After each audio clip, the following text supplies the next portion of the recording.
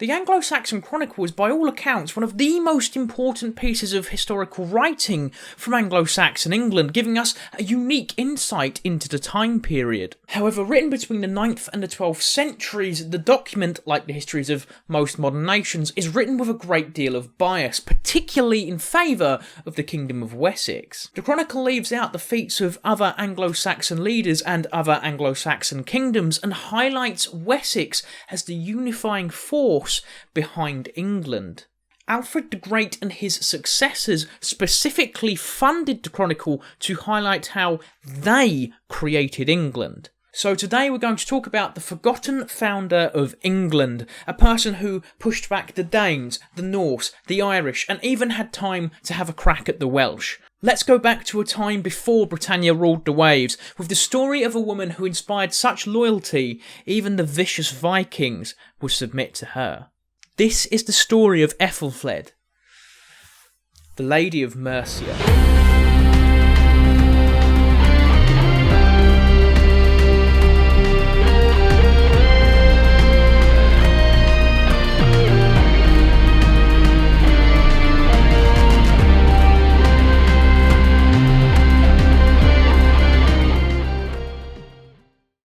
Alright, it's the bit no one likes to see, it's the sponsors, so let's keep this quick. If you want to support me, you can support me on my Patreon for sneak peeks and early access to videos. I also have a book on Amazon, it's written in script format, it's got heavily based on Celtic mythology, and by heavily based I mean I read mythology books and I might have changed a few things, but it's fun and it's a good story. Well, I think so, and I'm definitely not biased. Other than that, I've got some merch, so yeah. It's got my moustache on it. So if you like the idea of my moustache rubbing against you, I've made that joke.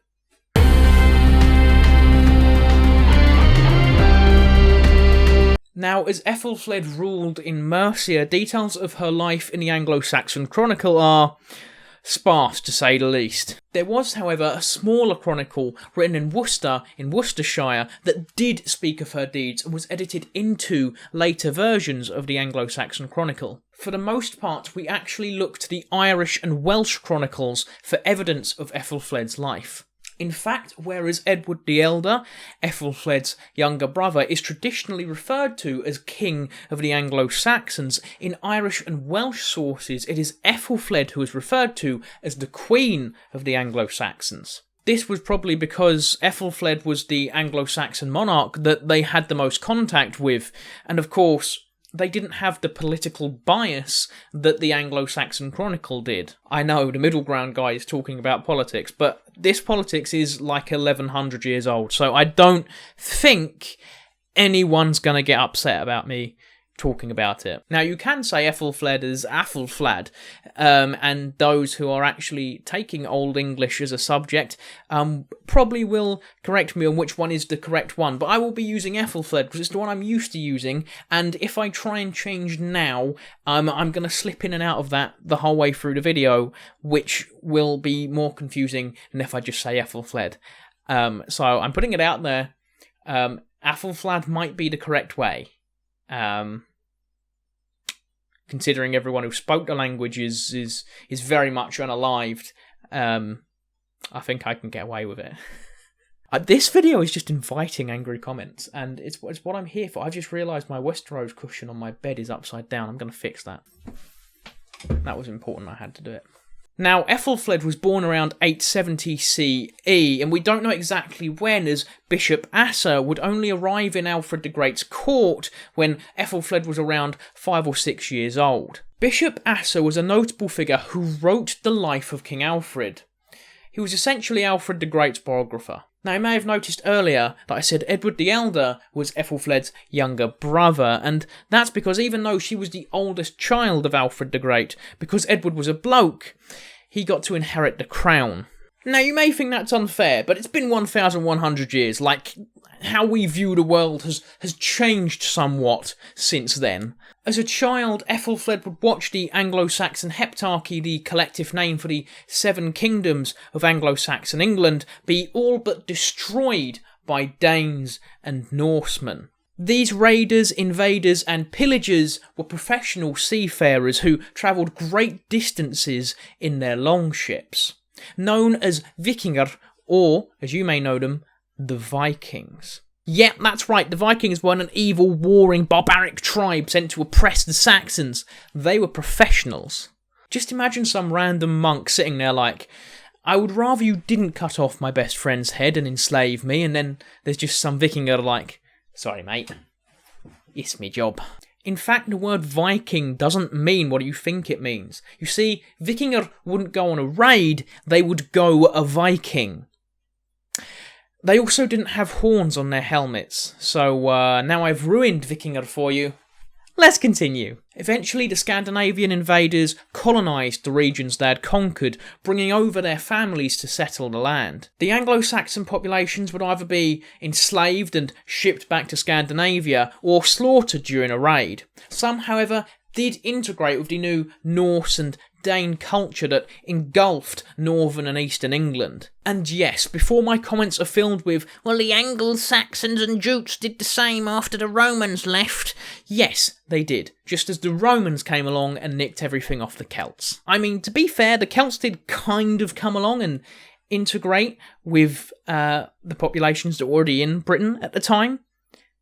Those populations may have also migrated and integrated with populations that were already in Britain before them. Look, England and British Isles as a whole has changed hands a number of times, okay? We're leaving it there. Now, I don't exactly sound like a Swedish chef, so it's easy to say that the advance of the Norse and the Danes was eventually halted. Alfred the Great would gather the remaining fjords for one final clash with the so-called Great Heathen Army.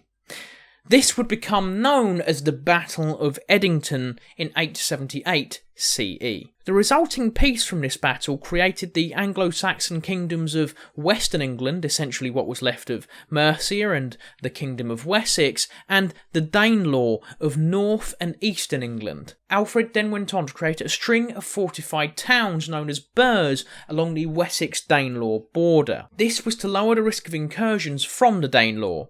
Alfred also made sure that no settlements were more than 15 miles away from one of these fortified towns. Now, for a video about Æthelflæd, we've barely spoken about Æthelflæd. That's because, as I said earlier, we really don't know much about her early life. We do, however, have a rough understanding of where she came from. So, without further ado, let me tell you about the birds and the bees, and the flowers. And now, in the writings of Bishop Asser, we know of a marriage between Alfred and a Mercian woman called Ealhswith. Alfred's sister also married a Mercian king. Now, Ealhswith was the daughter of Æthelred Mukel, Ealdorman of the Danes. The Danes were a Saxon tribe presiding in Mercia and are believed to be the namesake of modern-day Gainsborough. Ealhswith's mother was Eadburh, the daughter of the famed King Offa of Mercia and Queen Kynifrith. Known as a particularly remarkable woman, Eadburh lived a religious and celibate life after the death of her husband. So, Æthelflæd came from a line of very strong-willed women. So when the aging King Ceolwulf of Mercia forged an alliance with Alfred the Great, it was almost as if destiny was forging our future warrior queen. Ceolwulf's son Æthelred would marry Æthelflæd when she was just 16 years old. After Ceolwulf's death, the couple would become the Lord and Lady of Mercia. Even though the kingdom was still technically the kingdom, they were subservient to Alfred and later Edward. Now, the Great Heathen Army had come along and split the kingdom in two, installing a puppet king in what little remained of the Anglo-Saxon portion of the kingdom. It would eventually be completely absorbed into the Kingdom of Wessex by 918 CE. However, before this, as part of the alliance, Lundenwic, or as you may know it, London, was given to Mercia upon its reconquest, as Mercia traditionally controlled the city.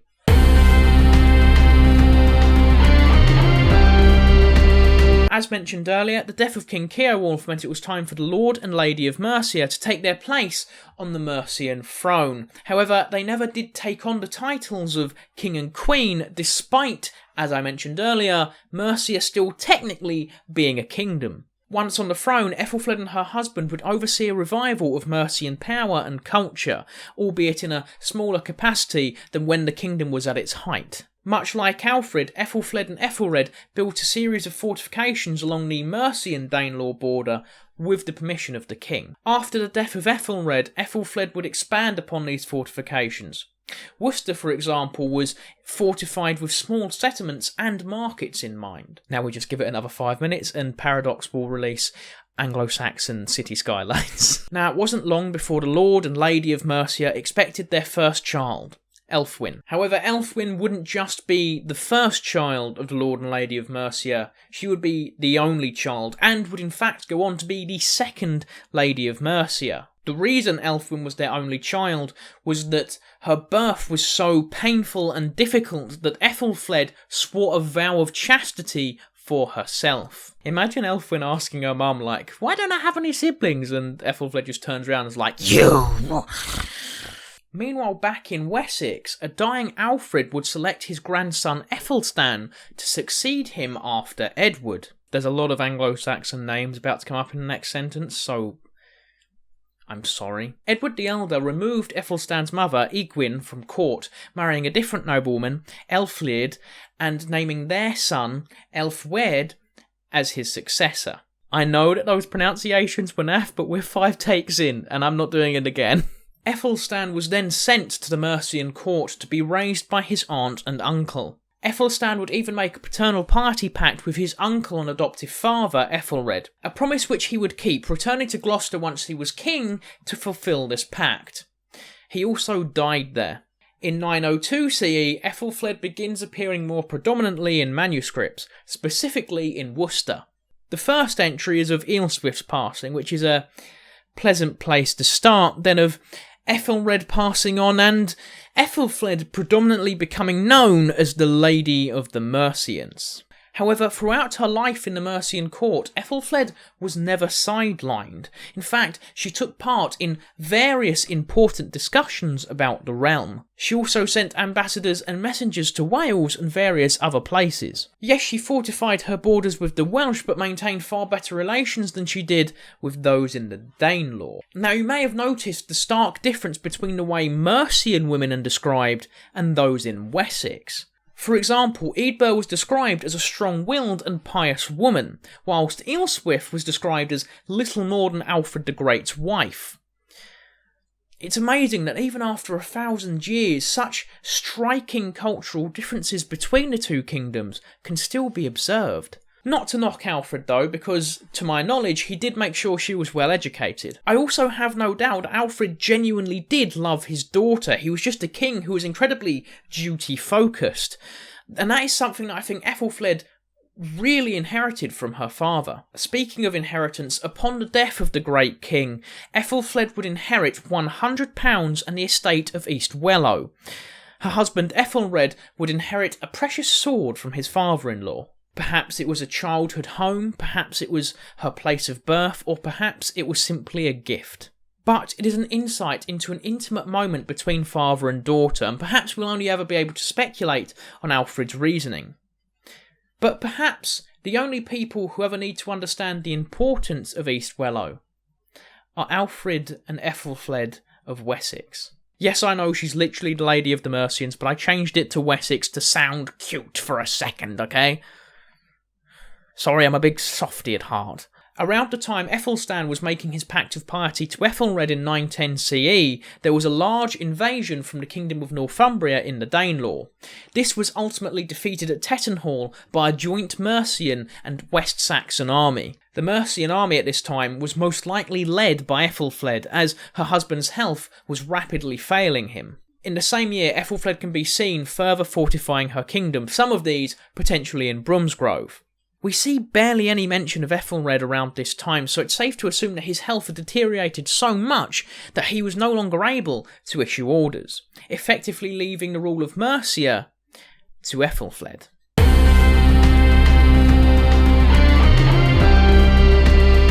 Yes, as you probably noticed when I briefly spoke about Elfwin, I did say we'll bring that up in part 2, so this is in fact part 1 of this epic tale from history.